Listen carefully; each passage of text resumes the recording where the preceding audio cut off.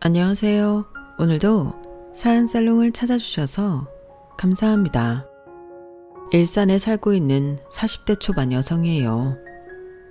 늘 일에 치이고 살다가 이 채널을 알게 되어 요새 너무나 재미나게 보고 있죠. 저 역시 여러분들과 마찬가지로 사연 아닌 사연이 있어서 글을 올려봐요. 20대 초반 아무런 구김살도 없던 제가 한 남자를 만났어요. 저희 아빠 회사에서 일하는 직원이었는데 간혹 제가 엄마 심부름하러 가거나 아빠 회사에 볼 일이 있을 때 방문을 하면 꼭 저를 태워다 주곤 했던 친절한 사람이었죠. 일하는 직원분들 중 저를 딸처럼 생각했던 아저씨들은 저에게 자주 오지 말라고도 했지만 저도 모르게 매일같이 와서 그 친절했던 사람이 있나 없나를 보게 되더라고요. 제가 먼저 의식이 되기 시작했죠.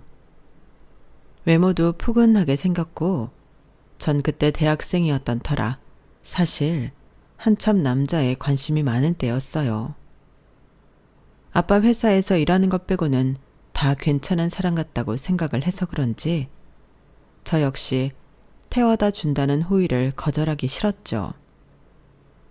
온 세상이 우리를 응원하듯 늘 짜맞춘 것처럼 제가 있을 때면 그 직원이 배웅을 해줬고 아빠도 그 직원을 꽤 믿는 눈치였어요. 아무것도 가진 것 없이 물류 직원으로 입사해서 물류팀 과장이 된 사람인지라 심지도 굳건해 보이더라고요. 자연스레 왔다 갔다 하며 눈이 맞게 되었고 저흰 그렇게 연애를 하게 되었어요.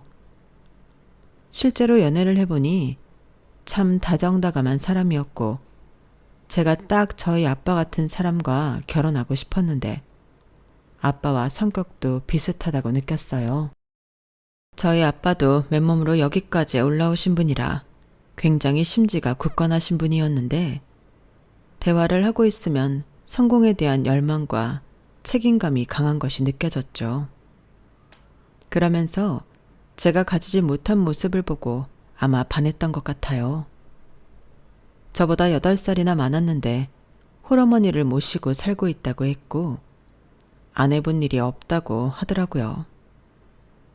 아무런 고생도 안 해본 제가 이런 말을 듣고 있으면 어찌나 대단해 보이던지 그때는 무슨 생각이었는지 이 사람의 힘듦을 내가 나눠받고 싶다라는 생각도 들었죠. 하지만 곱게 키운 외동딸이 아무것도 없는 남자와 연애를 하고 있다고 하자 엄마는 큰 반대를 하였고 아빠는 아무런 말씀이 없으셨어요. 네가 앞날이 창창한데 지금 결혼을 하겠다는 거야? 엄마, 여자가 결혼해서 아이 낳고 가정 꾸리고 사는 게 최고의 행복 아니야? 엄마도 그렇게 살고 있잖아. 그건 엄마 시대니까 그런 거지. 네가 뭐가 아쉬워서 벌써 집에 들어앉으려고 해. 그리고 홀어머니를 모시는 사람한테 그 사람 환경이 그 사람 잘못은 아니잖아. 사람 됨됨이만 봐줘.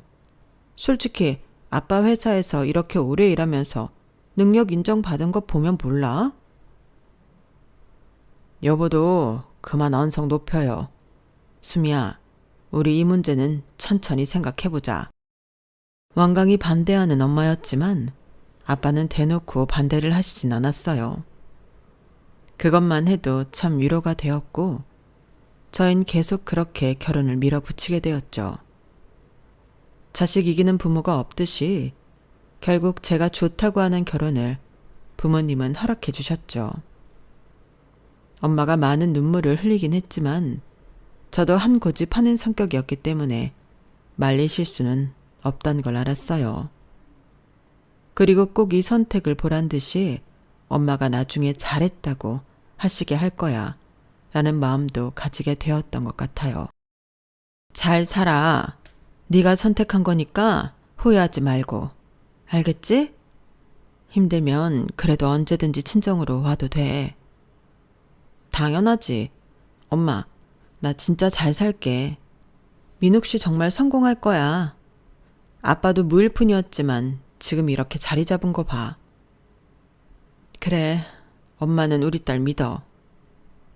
엄마도 아빠와 결혼 후 한동안 정말 힘들게 살았다고 하셨고, 저 역시 남편의 가능성을 믿었어요. 그래도 뭐라도 해낼 거란 걸 알아서 그런지 보석을 발견한 기분이었죠. 시어머니는 늦은 나이에 남편을 낳아서 굉장히 나이가 많이 드신 분이었는데 절 참 많이 예뻐해 주셨어요. 이건 내 결혼 선물이다. 우리가 사는 형편이 이래서 해줄 건 없고 여기 그래도 쏠쏠할 거야. 내 금붙이랑 너한테 새로 해주는 금붙이거든. 어머님, 정말 감사해요. 어머님은 결혼 선물이라며 본인이 가지고 있던 폐물과 새로 금은부화를 해주셨어요. 남편이 사는 형편이 그렇게 좋지 않았다는 걸 알았기 때문에 이렇게 해주시려고 한 마음 자체가 너무 감사했죠. 내 며느리가 그래도 꼴랑 너 하나인데 내가 빚을 내서라도 이 정도는 해줘야지. 거봐 자기야, 우리 엄마가 자기 진짜 생각하지? 모녀처럼 지내면 돼. 친정엄마도 시댁에 기대하는 건 없었지만 그래도 시어머니가 본인의 폐물이며 다른 것들을 주셔서 조금은 마음이 누그러지셨어요. 받아서 좋다고 하는 게 아니라 그래도 이렇게 네 생각을 해주셔서 좋다는 거. 알지. 엄마, 나 잘 살게. 그래도 딸이 시어머니에게 사랑받을 거라고 생각하셨는지 안도의 한숨을 쉬는 엄마였고, 저 역시 제 인생의 고부 갈등은 전혀 없을 거라고 다짐하였어요. 그때는 고부 갈등도 TV에서나 보던 것이라고 생각했죠. 그렇게 결혼을 했고 시댁에 들어가 살게 되었네요. 어려운 걸 모르고 살았던 터라 시어머니와 산다는 것이 그렇게 힘들 줄은 예상하지 못한 채로 말이에요. 처음엔 저를 공주처럼 대해주던 시어머니는 점차 변하기 시작하였어요. 너 옷이 그게 뭐니? 아무리 요즘 애들이라고 해도 바지가 너무 달라붙는 거 아니야? 아, 스키니라고 해서 유행하는 바지거든요. 이상할까요? 그래도 결혼한 유부녀가 당장 갈아입어라. 네.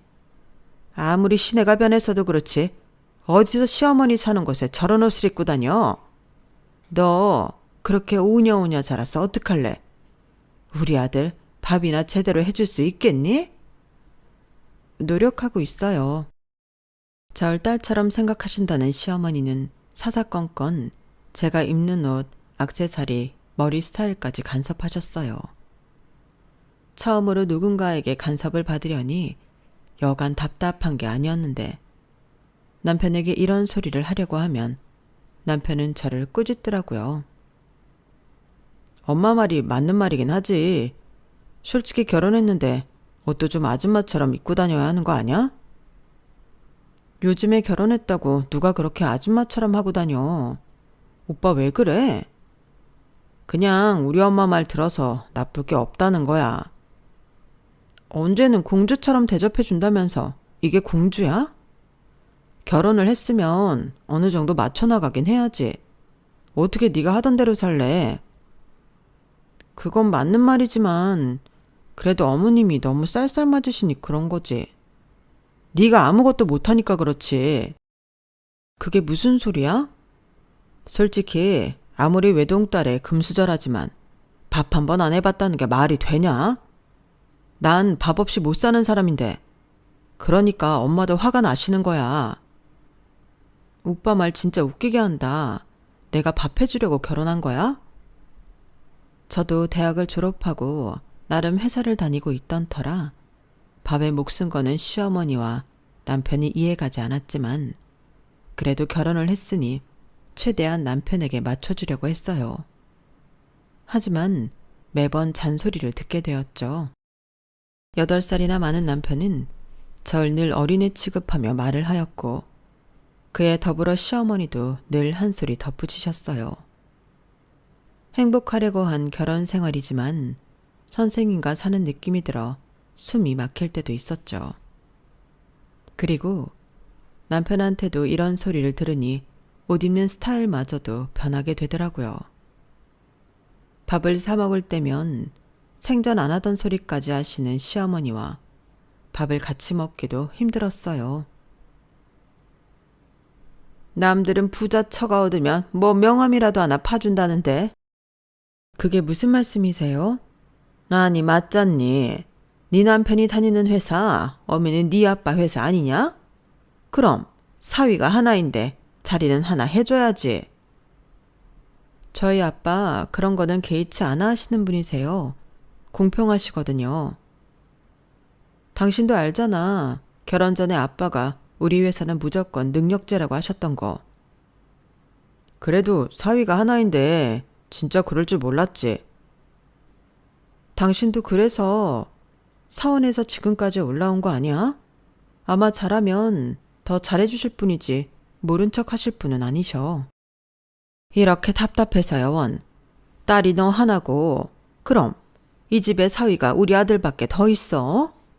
본인 영정사진 들어줄 사람이 우리 아들인데 그 정도도 못 해준다니? 그래, 내가 일을 못하는 것도 아닌데. 결혼하고 얼마 안 있다 이런 소리를 들으니 당황스럽더라고요. 나이가 어렸지만 그래도 친정 부모님이 알아서 하실 문제라고 생각했고 저 역시 아빠의 회사보다 제 능력으로 성공하고 싶었기에 제 남편을 부추길 생각을 못했거든요. 하지만 계속해서 이런 눈치는 계속되었어요. 오늘 왜 이렇게 기분이 안 좋아? 내가 그럼 좋게 생겼냐? 솔직히 장인어른 너무 무시하시는 거 아니야? 내가 사위인데 어떻게 나보다 한참 늦게 들어온 놈을 진급시켜주냐고. 아, 그랬어? 아빠도 생각이 있으시겠지. 진급에서 밀린 남편이 집에 와 저에게 볼멘 소리를 해대기 시작했고 문 밖에서 그 소리를 들은 시어머니는 문을 벌컥 열고 저에게 한 소리 하셨어요. 네 엄마 아빠 웃긴다 아주. 아들 하나도 없는 사람들이 왜 이렇게 유세야? 어머님, 유세라뇨. 맞잖아. 내 말이 틀려? 나중에 관짝 들어줄 사람 생각하라고 해. 어머님은 또다시 장례 타령을 하며 막말을 하였어요. 결혼 전 보지 못했던 일들을 보게 되니 마냥 행복하진 않더라고요. 일찍 결혼했던 터라 주변에 털어놓을 지인들도 없었고 그저 결혼 생활이 이런 것인가 싶은 마음으로 살았어요. 아무리 금슬이 좋은 부부라도 다 싸우고는 살겠지라는 마음으로 애써 남편과의 불화를 피해왔죠. 하지만 친정만 가면 남편은 언제 그랬냐는 듯 저를 살뜰히 챙겨주었고 어떤 모습이 진짜인지 구분이 되지 않았어요. 그리고 그런 모습을 본 엄마와 아빠는 정말 기뻐하시더라고요. 자네가 우리 숨이 이렇게 아끼는 모습을 보니 뿌듯하구만. 당연하죠. 숨이 제 목숨보다도 더 아낀답니다. 그러니까 장인어른과 장모님은 숨이 걱정은 안 하셔도 돼요. 엄마도 처음에 반대했던 남편이었지만 이런 듬직한 모습에 마음도 많이 열어주셨어요. 처음에야 많이 반대했는데 그래도 이렇게 우리처럼 숨이 아껴주니까 너무 고마워. 아닙니다, 장모님. 당연히 해야죠. 앞으로도 잘할 테니까 지켜봐 주세요. 엄마가 좋아하는 모습을 보니 참 기뻤어요. 가끔 기분 나쁜 소리를 할 때도 있었지만 그래도 마음만큼은 진짜일 거라 믿으며 살았어요. 시어머니도 워낙 연세가 많으신 거니 그럴 거다 싶었고요. 하지만 아빠 회사가 점점 더 어려워지면서 시어머니와 남편은 더 변하더라고요. 그러게, 그 나이에 이제 좀 내려오셨으면 얼마나 좋니? 원래 나이가 있으면 회사 일도 손에서 떼야 해. 그러니까 솔직히 나 못 믿으시는 거 아냐? 그래도 내가 사위인데 나한테 통 뭘 안 맡기시잖아. 아직 한창이신데 뭘 맡기고 안 맡기고야. 아빠는 아마 건강하실 때까지 일하실 분이야. 그러니까 그런 생각 마. 그게 욕심이라는 거다. 사위가 있는데 뭘 그렇게 혼자 다 해먹으려 하신다니? 아들이 있는 것도 아니고. 어머님, 저 제 힘으로 잘 살고 싶어요. 늘 회사에서 불만이 있는 날엔 저에게 더욱더 모진 소리를 하는 시어머니와 남편이었어요. 그리고 문제는 남편은 저에게 생활비를 일절 주지 않았는데 그것이 저희의 완전한 불화가 싹트는 계기가 되었어요. 오빠는 버는 족족 다 어디다 쓰는 거야? 나한테는 저축한다고 하지만 그래도 우리가 부부인데 이 정도는 알아야지. 우리 집 사서 분가해야지. 여기서 계속 살래? 돈 모으고 있어. 그래도 아예 생활비를 안 주는 건 좀 그래. 너 돈돈거리려고 나랑 결혼했어? 없이 살았던 애도 아닌데 왜 이래? 내 벌이로 세 식구 감당하기가 힘들어서 그래. 나도 저금은 좀 해야지. 남편은 집을 산다고 하였지만 아무리 어린 제가 봐도 이해가 안 가더라고요. 그리고 곧 비밀이 밝혀졌는데 남편은 지금껏 집안의 빚을 갚아오는데 월급 전부를 썼더라고요. 그리고 처음으로 이 집의 빚이 이렇게 많은 줄 알았고 너무 배신당한 기분이 들어 잠까지 설칠 정도였어요. 미안해. 말하려고 했는데 네가 어떻게 받아들일까 무서웠어. 그리고 장모님이 워낙에 결혼 반대도 많이 하셨는데 빚까지 아시면 더 반대하실 것 같았고. 그래도 이건 사기잖아. 내가 어리다고 이런 걸 모를 줄 알았어? 남편은 저에게 정말 미안하다고 했지만 빚보다도 절 속였다는 사실에 분노가 들끓었어요. 하지만 이 모습을 본 시어머니가 저에게 사정을 하시면서 비시더라고요. 그리고 막상 시어머니의 이런 모습이 마음이 아팠죠. 미안해. 내 남편이 능력이 없어서 우리 민욱이가 고생한 거야. 내가 빚잔치 하자고 해도 저 책임감 강한 놈이 여기까지 끌고 온 거지. 그 양반 살아생전에 일만 잔뜩 버려놓고 먼저 가는 바람에 이렇게 된 거야. 그래도 이건 거짓말이잖아요. 민욱이가 얘기하겠다는 거 내가 말렸어. 네가 꼭 내 며느리로 탐나서 말이야. 얼굴도 생글생글 웃는 상에 어찌나 구김살이 없던지. 첫눈에 네가 욕심이 나서 그랬어. 미안해. 그래서 없는 형편에 마지막 남은 내 패물이랑 금은 보화까지 마련해서 준 건데. 시어머니는 그 말을 하시곤 엉엉 눈물을 흘리셨고 계속해서 우는 모습에 마음이 풀리더라고요. 그리고 진짜 없는 살림에 이런 것까지 해주셨는데 참 철없다는 생각이 들었어요. 그리고 남편을 사랑하는 만큼 이 부분에 있어서는 넘어가기로 했어요. 시어머니와 남편도 저에게 미안한지 따로 지적을 한다거나 살림에 대해 이러쿵저러쿵 하는 말들도 쏙 들어갔더라고요. 하지만 그때뿐이었고 저희 아빠의 사업이 더욱 어려워짐에 따라 본색을 완전히 드러내기 시작한 남편과 시어머니였어요. 그리고 그 와중에 임신 10주라는 사실을 알게 되었는데 힘든 와중에 엄마와 아빠는 참 좋아하셨어요. 엄마, 뭐 이런 걸 다 사왔어. 요즘 민욱 오빠한테 듣기론 회사 많이 어려워졌다며. 민욱이가 그래? 그래. 뭐 아빠도 많이 힘들어 하시긴 하더라. 그래도 이 정도는 괜찮아.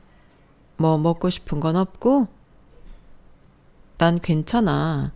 회사 괜찮은 거야? 그래, 네 아빠가 누구니? 다시금 꼭 일어나실 거야. 원래 회사 운영하다 보면 이럴 때도 있고 저럴 때도 있는 거야. 그렇겠지? 괜히 걱정되네. 민욱이가 별소리를 다 했구나. 아빠의 사정이 좋지 않았지만 엄마는 임신한 제 걱정뿐이셨어요. 하지만 딸 집에 와서도 시어머니 눈치를 보는 엄마를 보며 사실 화도 많이 나더라고요. 원래 같으면 사돈하면서 잘해주셨을 양반인데 가세가 많이 기울어 진 걸 알아서 그런지 엄마에게 눈치 아닌 눈치를 주셨거든요. 사돈은 그래도 제가 있는데 오기가 참 편한가 봐요. 아, 네? 아니 그게 수미가 딸기가 먹고 싶다길래 들렀어요. 혹시 불편하셨나요? 불편하긴요. 그래도 좀 마음은 그러네요.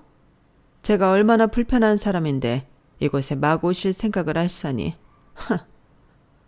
엄마는 이 말에 많은 생각을 하시는 것 같아 보였고 곧장 예의를 차리고 집을 나가셨어요. 정말 죄송스럽더라고요. 너 혼자 사는 집도 아닌데 엄마 불러서 왔다 갔다 하시게 하는 건 좀 아니잖니? 결혼 전에 어머님이 자주 놀러 오시라고 하셔서 전 괜찮은 줄 알았어요. 불편하셨다면 죄송합니다. 주의할게요. 넌 그렇다 치고 어른이면 이런 것도 모른다니? 시어머니의 아무런 뜻없는 말이었지만 상처가 되더라고요. 그리고 저와 시어머니가 나눈 얘기를 엄마는 밖에서 듣고 계셨고 이건 아니다 싶었는지 당장에 저에게 신혼집을 구해주신다고 하셨어요. 이제 아기도 태어날 텐데 방 2개짜리에 사는 건 좀 아니야. 엄마가 큰 건 못 해주는데 너희 작은 전셋방이라도 얻어줄게. 아니야 엄마 괜찮아 진짜. 아기 낳으면 엄마가 왔다 갔다 하고 싶어서 그래. 아무래도 아이를 낳고 엄마가 몸조리며 이것저것 챙겨주시고 싶으시다며 분가를 추천하였고 남편은 저희 엄마가 집을 구해주신다고 하자 입이 찢어졌어요. 시어머니도 막상 저희가 분가한다고 하니 좋으신 것 같았죠. 어렵다 해도 살만하신가 보다. 집까지 해주시는 거 보면. 아니요, 힘드세요. 작은 전세 하나 구해주시는 거고요. 아무래도 아이도 낳고 해야 하니. 그래도 역시 능력 있으셔. 내가 지난번에 혹시 말한 게 기분 나쁘셨을래나? 시어머니는 저희 집에 어렵다고 해도 역시나 살만하다며 좋아하셨고 오히려 본인이 그때 엄마한테 신뢰를 한 게 아니냐며 걱정하셨어요. 그 모습을 보자 돈 때문에 홀대했다가 잘해줬다가 하는 거구나 싶더라고요. 기분은 나빴지만 그래도 저 역시 친정엄마에게 죄송하지만 분가를 하니 참 좋더라고요. 저희 이야기를 시어머니가 방문 앞에서 안 들으셔도 되고 아늑한 곳에서 아이까지 낳을 거라고 생각하니 참 좋았어요. 이렇게 이사 갈 준비를 하다 보니 준비할 게 한두 개가 아니더라고요. 아이 용품까지 준비해야 했죠. 남편은 경제적으로 도움을 주지 않으니 제 돈으로만 준비해야 했는데 막상 돈이 모자르니 어머님이 결혼할 때 주신 폐물이 생각났어요. 그리고 그렇게 폐물을 가지고 금거래소에 갔는데 정말 기가 막히게도 이미테이션이었죠. 가짜요. 거래소에서 나와 한참을 멍 때리다 집으로 향했고 남편에게 이 사실을 말하니 남편도 알고 있었다는 듯 당황하더라고요. 너는 뭘 그런 걸 팔러 가보냐. 없으면 없는 대로 사는 거지. 그리고 엄마가 오죽하셨으면 그랬겠어? 뭐? 진짜인 척하고 주셨잖아. 그리고 없으면 그냥 안 주시면 되는 거지. 와, 너 진짜 말 기분 나쁘게 한다. 우리 엄마 무시하는 거야? 오히려 저보고 진짜 금이 아니어서 시어머니를 무시하냐는 남편이었고 너무 황당하더라고요. 하도 화를 내는 바람에 더 이상 따지지도 못했어요. 아무리 없이 사시는 형편이라지만 저희 엄마 아빠와 비교가 되더라고요. 사실 저희 엄마가 해주신 신혼집은 전세라고 했지만 노후에 부모님이 모든 걸 정리하고 둘만이 살아갈 집이었는데 말이죠. 지금 사는 집은 아무래도 유지 비용이 많이 나갔기 때문에 엄마는 아빠가 일을 정리하시면 이곳에서 사실 생각을 하시고 집을 해놓으신 것이더라고요. 하지만 자식이 뭐라고 본인들이 힘듦에도 불구하고 제가 편하길 바래서 이렇게 저에게 살 수 있도록 배려를 해주신 것이었어요. 그리고 사위에게 부담이 갈까봐 전세라고 하신 것이었죠. 엄마, 그럼 말을 하지. 천천히 집 정리하고 여기로 들어오시라고 한 거 아니에요? 아니야, 괜찮아. 엄마 아빠 지금 집에서 조금만 더 살다가 다른 곳 알아보면 돼. 일단 네가 아기 낳고 사는데 마음이 편해야지. 거기 생활권도 좋아. 그래도 어떻게 우리가 편하게 살아. 민욱이도 고생 많이 했잖아. 아빠가 따로 회사에서는 티를 못 내시는데 이렇게라도 해주고 싶어 하셔. 엄마의 말에 눈물이 났어요. 남편을 이렇게 생각하는 부모님과 저에게 가짜 금패물을 주신 시어머니가 비교되더라고요. 그럼에도 혼자 힘들어서 그러신 걸 거야 라고 생각하며 합리화를 했어요. 그래야만 시어머니와 남편이 이해가 갈 것 같은 마음이었거든요. 그리고 이 집에 들어와 살면서 남편은 오히려 당연하다는 태도였어요. 부모가 딸한테 그렇게 해주고 싶어서 그러는데 뭐 어때? 그리고 요즘 집 마련하기가 얼마나 힘든 줄 알아? 오히려 이렇게 집 하나 생긴 게 좋은 거지. 우린 마음 편하게 살기만 하면 돼. 당신 진짜 고마워해야 돼. 솔직히 엄마 아빠도 여유 있어서 해주신 거 아니야. 제 말에도 남편은 대충 흘려드는 것 같았는데 기분이 참 나쁘더라고요. 남편이었지만 얄미운 생각이 들었고 한편으론 작게나마 엄마 아빠가 그래도 조금의 여유는 있으시겠지 싶었어요.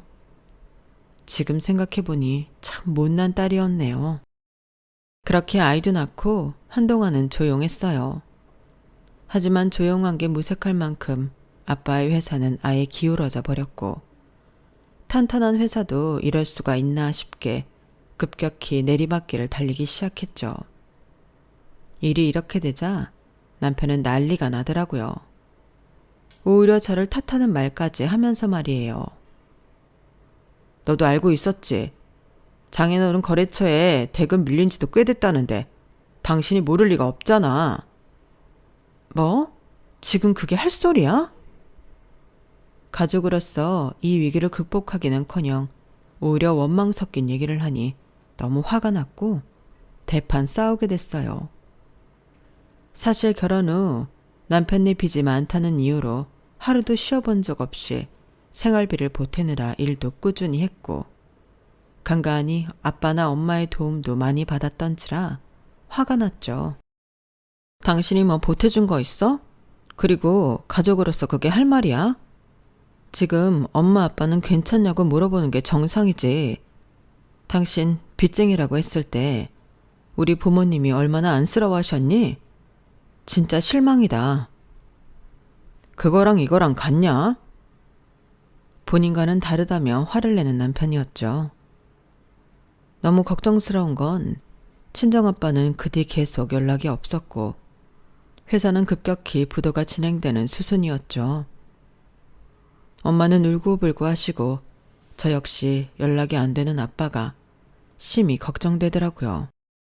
아무래도 엄마 너무 걱정돼서 안 되겠어. 당분간 아빠 연락될 때까지 집으로 오시라고 할까봐. 미친 거 아니야? 어디로 오시라고 해? 뭐? 다시 말해봐. 남편은 길길이 날뛰며 절대 안 된다고 하더라고요. 이쯤 되니 남편에게 오만정이 떨어졌고 애초에 나랑 결혼한 이유도 내가 사장의 딸이어서 그랬구나 싶은 마음이 들었죠. 하지만 회사가 부도 처리되는 마당에 남편은 이제 저희에게 기대조차 할 게 없는지 엄마를 멀리하라고 하더라고요. 어떻게 그런 소리를 해? 내가 어머님한테 이러면 당신 기분이 어떻겠어? 나 지금 이직해야 하니까 건들지 마.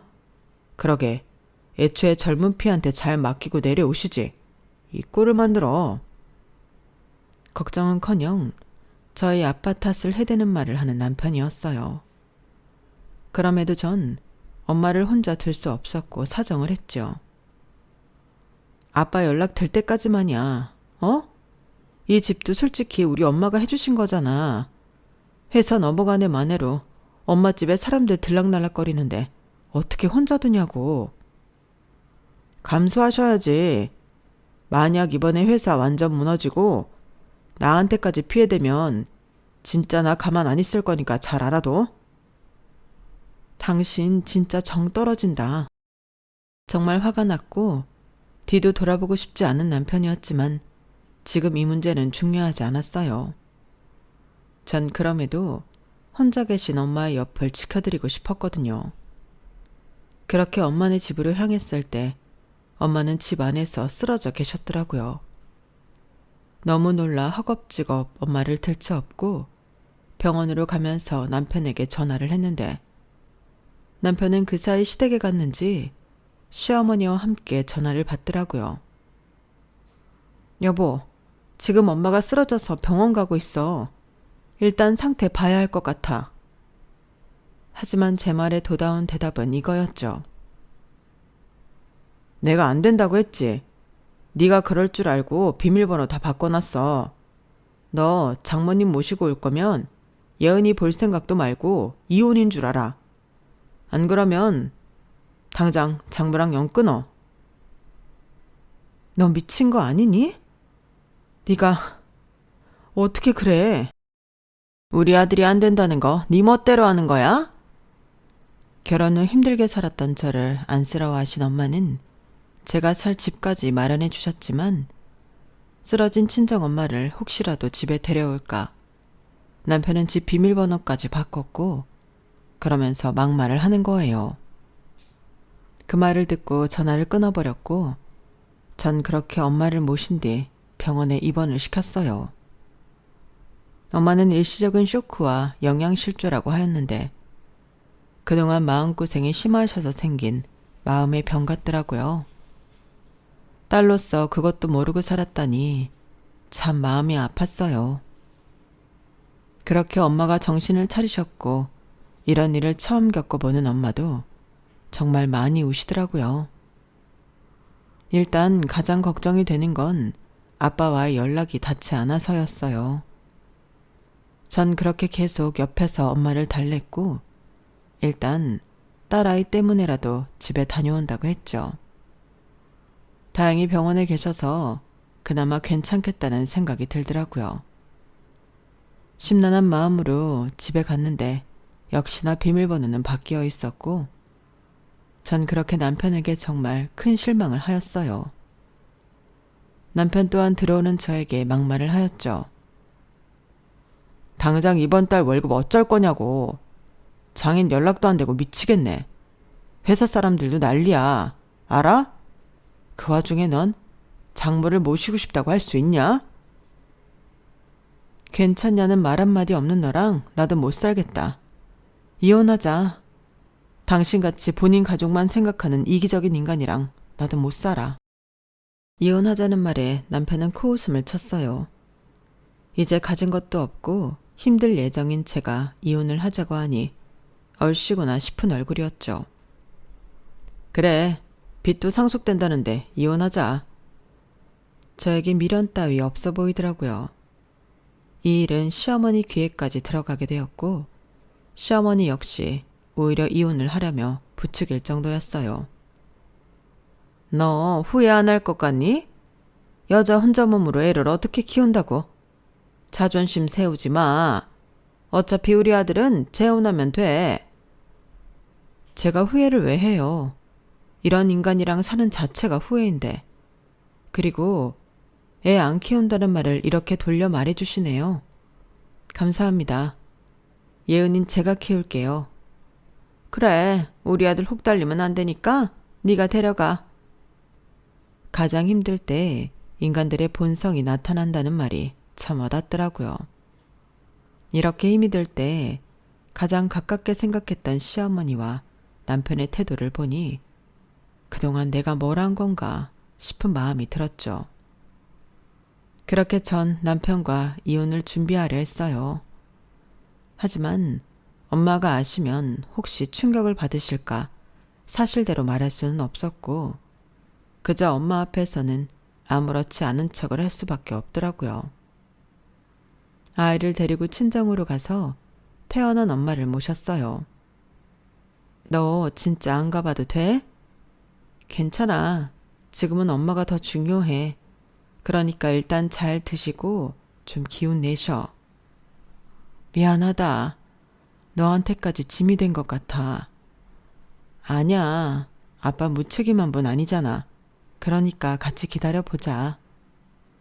혹여나 엄마가 이 상황까지 알면 더욱더 슬퍼하실까봐 내색은 하지 못했는데 아무래도 연륜은 무시 못하겠더라고요. 엄마는 저와 남편 사이의 낌새를 이미 다 알아채버리셨죠. 그래서 이혼하자니? 엄마의 말에 아무 말도 할 수 없더라고요. 그렇게 잘 살 거라고 했는데 결국 돌아오는 게 이런 대우였으니 말이죠. 하지만 엄마는 그동안 저에게 힘들었겠다 하면서 엉엉 우셨어요. 그때 알아봤어. 나 너희 집 간 날 시어머니 참 속물근성 대단하더라. 사실 엄마는 그날 많이 느꼈다고 했어요. 결혼 전 상견례 때와는 다른 말투였고 처음 보는 행동이라고 했거든요. 그리고 아빠에게 여러 가지 들은 얘기가 있어서 제가 혹시라도 힘들게 사는 게 아닌가 싶은 생각까지 들었다고 하더라고요. 미안해. 내가 참 사람 볼 줄 몰랐지 뭐. 됐어. 엄마도 너 그렇게 사는 거 싫어. 오히려 많이 우신 엄마는 저의 이혼을 지지해 주셨어요. 마음이 힘든 와중에 또 제 걱정을 해주시니 참 딸로서 더욱 죄송한 마음이 들었죠. 그리고 전 속전속결로 남편과의 이혼을 진행하려 했고 남편은 이제 이혼 이야기를 오가는 사이가 되자 더욱더 거칠게 막말을 하였어요. 이제 너한테 털어갈 것도 없는데 깨끗이 합의 이혼하자. 그리고 옆에는 남편을 아주 끔찍이도 아끼는 또 시어머니가 같이 계셨는데 역시나 저를 위아래로 훑어보며 말을 하셨죠. 너 우리니까 합의 이혼으로 끝나는 줄 알아. 괜히 우리 아들 인생만 시간 끌었네. 그게 무슨 소리세요? 제가 종쳤죠. 너를 왜 떠받들고 살라고 했겠니? 그래도 회사 오너 딸이라고 뭐라도 떨어질 줄 알았더니만 결국 망해가는 회사 사장 딸이었어? 우리 아들 인생 불쌍해서 어째. 시어머니는 대놓고 속물짓을 하셨어요. 제가 뭐라고 한마디 하려는 찰나 시어머니의 전화벨이 울렸고 그전은 다름 아닌 저희 엄마가 전화를 거신 것이었어요. 그리고 그 전화를 받은 시어머니는 안색이 싹 바뀌며 말을 더듬더라고요. 아니 사돈, 지금 뭐라고요? 여보세요. 아니 끊지 마시고요. 여보세요. 엄마, 무슨 일이야? 장모님이 뭘 하셔? 아니 일단 수미야, 우리 어디 가서 얘기 좀 하자. 이게 어떻게 된 거야? 뭐를요? 더 이상 드릴 말씀 없어요. 시어머니는 갑자기 제 이름을 부르시곤 눈빛이 바뀌셨는데 제가 아랑곳하지 않자 그곳에서 갑자기 제 손을 덥석 붙잡으시더라고요. 아버지 돌아오셨단다. 그것도 아주 대단하게. 왜 말 안 했어? 시어머니의 갑작스러운 태세 전환이었고 너무 어이가 없더라고요. 제가 아는 시어머니가 맞나 싶은 마음이 들었는데 결혼 전 인자한 모습의 얼굴을 하며 제 손을 어루만지는 거였어요. 엄마, 그게 사실이야? 장인어른이 돌아오셨다고? 그리고 시어머니는 저에게 무릎을 꿇더니 오늘 일은 없던 일로 해달라고 하셨어요. 일단 우리 서로 오해가 많잖아. 그러니까 어디 가서 얘기 좀 하자. 도통 뭐가 뭔지 모르겠더라고요. 아빠가 돌아오셨다는 시어머니였고 이혼 타령하던 시어머니가 이렇게 말을 바꾸니 옆에 있던 남편 또한 시어머니를 이상하게 보기 시작했죠. 저 역시 도대체 왜 이러나 싶은 생각이 들었거든요. 엄마, 갑자기 왜 이래? 시끄러워. 너 얼른 수미 안 붙잡아? 너 진짜 수미랑 예은이 없이 살려고 그래. 남편도 이 상황을 어느 정도 눈치챈 듯 저를 붙잡으려 했어요. 전 너무 어리둥절해 두 사람을 뿌리치고 친정으로 향했어요. 친정에 도착하니 아빠의 신수 훤한 얼굴이 바로 보였고 엄마는 옆에서 아빠가 돌아왔다며 참 기뻐하셨어요.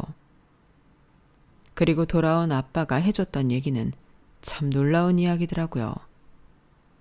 사람의 이중성은 언젠가 드러난다는 말이었죠. 아빠는 애초에 제 남편을 그렇게 좋게 보지 않았다고 했어요. 그래도 젊은 친구가 야망도 있어 보이고 내 딸을 행복하게 해준다고 했고 저 역시 남편이 좋다고 하자 결혼을 허락해 준 것이라고 했죠. 하지만 결혼 후 성실한 척하던 남편은 저와 결혼하자마자 회사 직원들에게 장인어른의 회사라면서 오히려 직원들을 하대한 적도 많았고 본인이 사장인 양 갑질을 많이 했다고 하더라고요.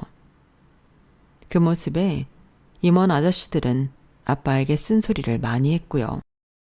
일을 회사에서 저런 식으로 하니 아빠는 남편의 진급은커녕 회사에서 거의 못 본 척 하다시피 했던 것이었고 남편은 이것이 불만이 되어 저에게도 횡포 아닌 횡포를 했던 것이더라고요. 본인 뜻대로 모든 게 되지 않으니 말이에요. 그리고 아빠 회사가 점점 위기를 겪을 때 아빠는 참 힘들었다고 했어요. 사위인이 의논하고 싶기도 했지만 남편의 성격을 알고 아무런 말도 안 했다고 하더라고요. 그리고 정작 아빠의 회사가 어려워졌다는 소리가 회사 내에 들리자 남편은 태도가 돌변하여 근무 태만의 모습을 보였다고 했어요. 본인 회사인 양 했었지만 동료들에게도 회사에 발전이 없다면서 그렇게 험담을 했다고 하더라고요. 그러면서 이런 회사를 본인이 물려받는다면 이렇게는 만들지 않았다고 하면서 말이죠. 하지만 얘기는 돌고 도는 법이었고 아빠의 회사에 오래된 직원들이 많았던 만큼 일거수일투족을 보고해주는 사람도 많았다고 했어요. 그러면서 거래처 납품을 갈 때마다 회사가 곧 망해간다는 둥 오히려 거래처들을 불안하게 했다고도 했죠. 그러면서 점점 거래처에서 아빠에 대한 신용의 신뢰도도 떨어졌다고 했어요. 이런 말을 들으니 정말 화가 나더라고요. 하물며 남이라도 너무한데 일어나지 않은 일을 그렇게 떠벌릴 수가 있나 싶어서 말이죠. 회사 사정이 어려운 건 맞지만 아빠는 이번 계기를 통해 오히려 회사 직원들에게 더 회사가 어렵다는 것을 강조했고 회사 내 자금까지도 심각한 상황이라고 흘렸다고 했어요.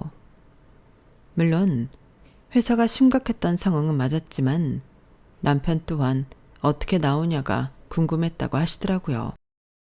그리고 아빠는 친구이자 옛 지인을 찾아갔고 아빠에게 어려서부터 은혜를 많이 입은 지인분은 당장의 회사가 어려운 상황을 듣고 통 크게 해결해 주신 것이었어요. 뿌린 대로 거둔다는 말이 이걸 보고 하는 말이었죠. 어려서 힘든 아저씨가 아빠에게 늘 신세를 졌었는데 그 고마움을 잊지 않고 성공한 아저씨는 아빠 회사가 어렵다고 하자 단번에 해결을 해주신 것이었어요. 그러면서 회사는 어려운 위기를 이겨내고 다시금 재가동이 되었어요. 그리고 이걸 참지 못하고 당장에 부도라도 나는 듯이 남편은 저희 엄마와 저에게 그런 홀대를 하며 무시를 했던 것이었고 시어머니마저 이혼 종용을 했던 것이었죠. 애초에 저희 집 배경을 보고 선택한 모자였기 때문에 환경이 어려워진 저를 내쳐버린 거예요. 천하의 몹쓸 것. 아무것도 없는 놈 믿고 시집 보냈더니 우리 집 망할 줄 알고 내 아내랑 딸을 이딴 식으로 대해? 아빠, 그래도 우리한테 연락은 했어야지. 정말 어려워서 어쩔 수 없었어. 이미 짐작은 했지만. 그리고 이 사실을 한 엄마는 알자마자 시어머니를 만나러 간 저를 보고 시어머니에게 전화를 했던 것이었죠. 당신 아들 망하는 거 이제 뜬 눈으로 구경하셔. 내 남편 돌아왔으니 끝장났어. 라고 말이에요. 그러게 힘들 때 진짜인 사람과 가짜인 사람이 구분이 되니 전 망설일 이유가 없었고 그렇게 이혼을 진행하기 시작했어요. 남편은 계속해서 저에게 회유하듯 사과를 하였지만 제 마음은 돌아서지 않더라고요. 미안해. 내가 돌았었나 봐. 사실 아버님 회사에서 나도 한 역할 진짜 하고 싶었는데 아무리 노력해도 아버님이 귀에도 안 주시잖아. 그래서 심술났나 봐. 심술? 난 아마 더 열심히 했을 것 같은데. 그러게, 내가 잘못 생각했어. 우리 사이에 예은이가 있는데 이혼은 생각해보자. 당신 합의 이혼에 엄청 찬성했잖아. 나 마음 안 변하니까 그런 줄 알아. 아이까지 걸고 넘어지며 이혼을 할 수 없다고 하는 남편이었죠. 하지만 이미 남편과 시어머니의 이중성을 확인한 이상 한시도 같이 있을 수 없었어요. 남편이 이혼을 버티는 바람에 전 이혼 소송을 하게 되었는데 결혼 후 지금까지 생활비 한 번 주지 않은 것도 많은 문제가 되었죠. 혼인 기간이 그리 길지 않았지만 저에게 위자료를 줘야 한다는 판결이 떨어졌고 양육권, 친권 모두 가져올 수 있었어요. 시어머니는 그렇게 표독하게 굴더니 법의 명령이 떨어지니 대성통곡을 하더라고요. 내가 이 나이 먹고 우리 아들 홀압이 되는 걸 봐야겠니? 네가 마음 좀 풀어라. 우리 민욱이도 반성 많이 했을 거야. 아니요. 제가 왜요? 어머님, 그 기세 어디 가셨어요? 다시 보여주세요. 내가 미안했어. 이래서 마음을 굳게 써야 하는 건데 참 추잡했다고. 이제 와서 이러면 무슨 소용인가요? 기차는 벌써 떠났는데. 그리고 회사에서도 남편은 해고 처리를 당했어요. 제 남편이 해고가 되자 일각에서는 오히려 좋아했다고 했어요. 저런 인간이 어떻게 사장 사위냐면서 뒤에서 수군거리는 사람들이 굉장히 많았거든요. 남편은 입을 반복적으로 잘못 놀린 죄로 이렇게 모든 걸 잃게 되고 말았어요. 반복적으로 거래처에 우리 회사에 대한 안 좋은 소문도 퍼뜨렸고 직원들한테까지도 회사가 망한다는 둥 이상한 헛소리를 했던 남편이었기에 당연한 결과였죠. 그리고 아빠는 괘씸한 나머지 아빠가 알고 있는 같은 업종의 회사 사장님들에게 남편에 대해 얘기했어요. 사실상 근처 같은 업종엔 얼씬도 못하게 된 셈이죠. 그제서야 남편은 땅을 치고 후회하게 됐어요. 그리고 갚아야 할 빚이 많았던 남편이었기에 시어머니 집을 팔고 지방으로 이사를 갔죠. 그곳 아는 지인의 고물상으로 말이에요. 처음 저희 부모님이 해준 집에서 나가라고 했을 때도 그렇게 빌더니면 결국 시어머니의 18평 되는 빌라마저 팔게 된 남편이었고 본인 아들의 나락을 뜬 눈으로 본 시어머니는 여러 번 쓰러지고 일어나기를 반복했어요. 그리고 남편은 지방을 가기 전까지도 저에게 재결합을 요청했고 아빠에게 찾아와 무릎까지 꿇고 후회를 했어요. 장인어른, 죄송합니다. 저 사회초년생 시절부터 지금까지 그래도 한 우물만 팠는데 너무 가혹하세요. 주둥이 잘못 눌린 값이지. 제가 다신 안 그럴 테니 주변 회사만이라도 얘기 좀 잘해주시면 안 될까요? 자네가 우리 애 엄마한테 어떻게 했나? 배은망덕한 놈 같으니. 제가 정말 많은 걸 깨달았어요. 저 2번은 실수 안 할 겁니다. 그러니까 한 번의 기회를 주세요. 사람은 안 변하지. 변하면 그게 사람인가? 모든 걸 받아들이고 앞으로 반성하고 살아. 이 정도 한 것도 우리 손녀 보고 참은 거니까. 아빠도 이렇게까지 하시고 싶어 하지 않으셨지만 남편이 아빠가 연락 두절됐을 때 저희 엄마에게 했던 행동들에 더 큰 충격을 받으셔서 용서가 되지 않는다고 했어요. 회사에서도 남편의 행동들이 다 퍼져 퇴사날에도 직원들의 수군거림을 받아야만 했었죠. 가뜩이나 힘들게 살았던 남편은 더 힘들게 살아가게 되었어요. 시어머니는 본인 탓이라며 그렇게 자책했지만 솔직히 남편 문제도 크기 때문에 그저 끼리끼리라는 생각이 들더라고요. 이젠 저와 엮이지 않았으면 하는 바람만이 있었죠. 그럼에도 시어머니와 남편은 빌고 또 빌더라고요. 하지만 결국엔 저희와는 남이 되었고 남편은 매달 양육비와 본인의 빚을 갚느라고 아기 면접조차도 2달에 한 번꼴로만 했었죠. 그마저도 한 번씩 보면 원래 푸근하고 건장한 사람이었는데 얼마나 고된지 27kg가 빠졌다고 하더라고요. 지금은 시간이 많이 지나 딸아이와도 연락을 대면대면 한다고 해요. 아무래도 살아온 정이 없으니 딸도 그렇고 남편도 서로 정이 없는 셈이죠.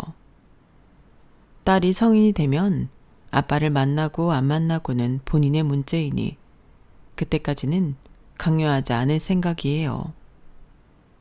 지금 이 글을 쓰면서도 정말 감사한 분들은 저희 친정 부모님들이세요. 딸의 이혼을 받아들이시고 제 딸아이에게 혹시라도 부재가 있을까봐 정말 온 사랑으로 같이 키워주시고 계시거든요. 돌이켜 생각해봐도 부모님께는 항상 죄인이고 죄송한 마음만 들어요. 그날 이후로 회사는 그래도 위기 없이 잘 성장해 가고 있고 아빠는 이제 은퇴 계획을 하고 계세요. 아무래도 연세가 있으신 만큼 경영에서 물러나시고 믿을 만한 사람에게 맡기고 싶다는 것이 가장 큰 바람이시거든요. 아빠가 은퇴하시고 이제 엄마와 노년을 즐기실 때쯤 제가 아주 크게 효도를 하고 싶다는 생각을 종종 하고 있어요. 아무런 대가 없이 저와 제 딸에게 무한 사랑을 주시는 분들에게 저 역시 남은 인생을 평탄하게 해드리고 싶거든요. 젊어서 부모님이 반대하는 결혼을 제 고집으로 하고 나서 저에게 이런 인생의 기록이 생겼어요. 처음엔 자책도 많이 했고 인생이 끝났다 싶은 생각도 있었는데 그래도 저에겐 눈에 넣어도 아프지 않은 우리 딸이 있으니 이마저도 복이라고 생각해요. 제가 심지가 굳지 못하고 우유부단한 성격인데 딸아이 때문에 많이 강단이 써지고 있거든요. 그리고 전 이혼을 하고 심리 공부를 했는데 이걸 계기로 청소년 심리 상담을 하고 있어요. 제가 딸아이에게 이혼 과정을 준 것 같아 죄책감이 있었는데 똑같은 이혼 과정의 아이들이나 고민이 많은 청소년들의 상담을 할 때면 오히려 딸아이가 이렇게 했구나 싶은 마음도 들고 다들 우리 딸 같아서 참 진심으로 임하게 되더라고요. 내일은 근처 고등학교로 특강을 하러 가는데 아마 이런 인생도 제가 이혼이라는 걸 경험해보지 않았다면 생각도 못할 일이었겠죠. 한 치 앞도 알 수 없는 우리네 인생이지만 어떤 일이 일어나도 지혜롭게 잘 헤쳐나가볼 예정이에요. 여러분들의 일상엔 평안만이 가득하시길 바라면서 마쳐볼게요. 감사해요. 여러분, 사연 댓글에 응원과 현명한 조언 부탁드려요. 좋아요와 구독은 저에게 큰 힘이 됩니다. 오늘도 좋은 일 가득하세요.